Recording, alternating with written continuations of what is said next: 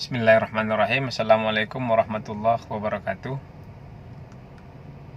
Alhamdulillahirrabbilalamin. Saudara-saudara,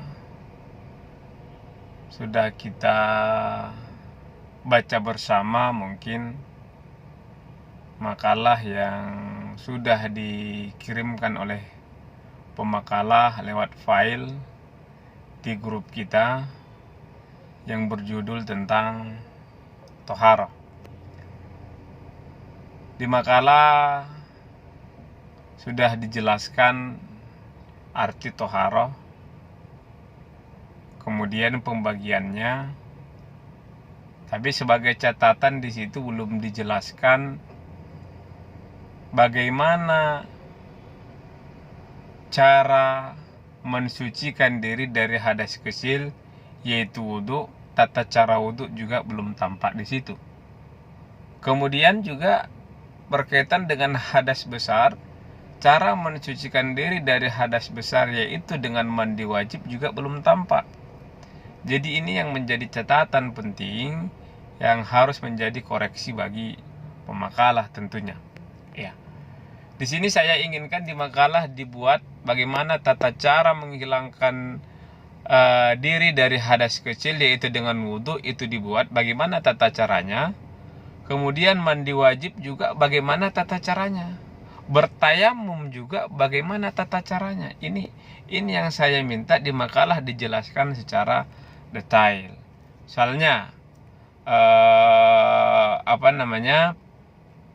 dalam konteks mensucikan diri dari hadas kecil yaitu wudhu, secara umum mungkin kita sudah paham, ya, dan memang harus sudah paham. Tapi dalam hadas besar masih banyak di antara kita mungkin, dan sarjana-sarjana yang lain, bahkan sarjana pendidikan Islam yang tidak tahu bagaimana cara yang benar dan bagaimana cara yang tepat untuk mensucikan diri dari hadas besar, yaitu mandi wajib. Apa yang menjadi rukunnya? Ya, apa yang menjadi rukun dari mandi wajib itu? Yang pertama itu adalah niat, kemudian mengalirkan air ke seluruh tubuh hingga rata. Ini belum tampak di makalah. Kemudian yang menyebabkan mandi itu apa saja? Ini belum tampak di makalah. Menyebabkan orang itu berhadas besar itu apa saja? Menyebabkan orang berhadas kecil itu apa saja? Ini belum tampak di makalah pemakalah. Ya. Kemudian juga belum tampak bagaimana mekanisme ataupun tata cara bertayamum itu. Ini yang belum tampak dibuat oleh pemakalah, dan ini yang harus diperbaiki, dan ini yang harus kita diskusikan. Yang pertama tentang wudhu, tentunya sudah secara umum kita sudah tahu bagaimana cara berwudhu yang baik dan yang benar. Apa yang membatalkan wudhu kita sudah tahu, kita mengikut mazhab Syafi'i, ya. Kemudian juga berkaitan dengan mandi wajib. Ini yang mungkin menjadi ada seperti yang saya katakan tadi, ketika kita menguji ujian komprehensif, masih ada beberapa mahasiswa yang tidak paham tentang tata cara hilangkan diri atau mensucikan diri dari hadas besar. Ya. Apa niatnya? Niatnya masih ada yang pakai bahasa Indonesia padahal dia sarjana pendidikan Islam. Ini kan bahaya. Apa niat mandi wajib itu? Misalnya, nawaitul ghusla li raf'il hadasil akbari an jami'il badani fardhu lillahi ta'ala. Nawaitul ghusla li raf'il hadasil wiladati an jamil badani fardhullahi ta'ala. Nawaitul ghusla li raf'il hadasin nifasi an jamil badani fardhullahi ta'ala. Nawaitul ghusla li raf'il hadasil haidi an jamil badani fardhullahi ta'ala. Artinya ketika kita haid ada niatnya. Li raf'il hadasil haidi sambungannya. Kemudian nifas juga ada niat khusus untuk nifas. Wiladah juga ada gitu.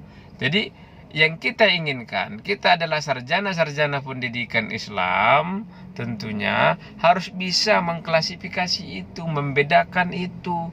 Bahkan sesungguhnya nanti yang kita harapkan, kalau di kelas reguler itu mampu membedakan cara bersucinya dalam konteks wudhu Imam Syafi'i, Imam Hambali, Maliki, dan Hanafi. Yang mana misalnya Imam Hanafi atau Imam Maliki kalau dia terapan membatalkan wudhu misalnya.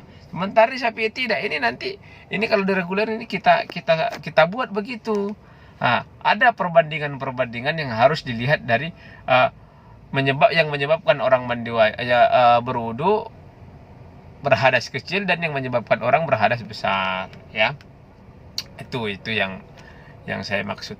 Nah, kembali ke yang kita bahas tadi berkaitan dengan hadas besar itu, bagaimana kemudian kita mensucikan diri dari hadas besar dengan dengan niat yang berbeda antara haid, wiladah, nifas, kemudian ketika kita misalnya berhadas besar disebabkan misalnya bersetubuh, keluar mani dan lain sebagainya, itu niatnya berbeda dengan nifas dan haid. Ini yang belum tampak di makalah itu, ya. Jadi di ujian komprehensif juga kita sampaikan itu ke mahasiswa. Salah satu materi yang diujikan dalam ujian komprehensif itu kita suruh mahasiswa praktek, dan sesungguhnya dalam konteks ini kita minta pemakalah itu mendemonstrasikan bagaimana tata cara berwudu yang baik dan benar, bagaimana tata cara mandi wajib yang baik dan benar, dan bagaimana tata cara bertayamum yang baik dan benar. Nah, inilah kemudian yang belum tampak di makalah kita ini. Dan satu lagi yang menjadi catatan, kita tidak membahas tentang najis kecil, najis mughallazah, najis najis kecil, najis besar. Enggak, kita fokus membahas tentang hadas kecil dan hadas besar. Tak usah dibuat di makalah atau di pembahasan kita pada kali ini berkaitan dengan itu tadi yang saya sampaikan, hadas najis kecil atau najis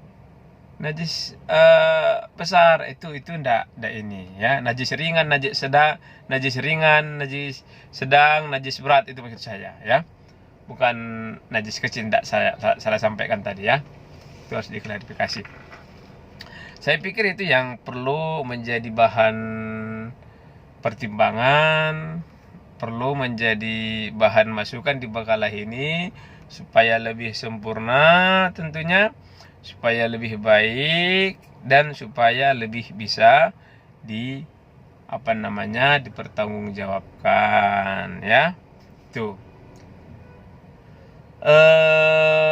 Tentu kita nanti atau kembali ke yang kita sampaikan tadi, bagaimana kita harus memahami, membaca literatur yang berkaitan dengan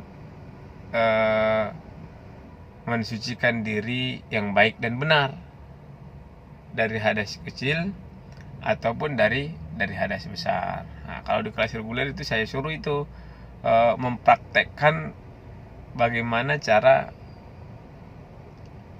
bertayamum itu, bagaimana cara mensucikan diri dari hadas besar, bagaimana cara berwudu. Itu di kesempatan itu ya saya pasti akan menyampaikan itu. Tapi karena ini kita kuliahnya juga online, daring, tentunya akan memakan waktu. Tapi saya pikir saudara-saudara sudah paham tentang itu, karena pembahasan mengenai toharoh ini adalah pembahasan yang tentunya sudah kita aplikasikan dalam kehidupan sehari-hari. Kita pasti sering berwudu 5 kali sehari semalam paling tidak. Mandi wajib kalau yang sudah berumah tangga paling tidak 2 kali seminggu, itu pasti. Jadi kalau yang perempuan misalnya sekali sebulan pasti haid, pasti ada niat untuk mandi haid, ya. Jadi saudara-saudara, itu mungkin yang menjadi ataupun yang dapat saya jelaskan pada kesempatan kali ini.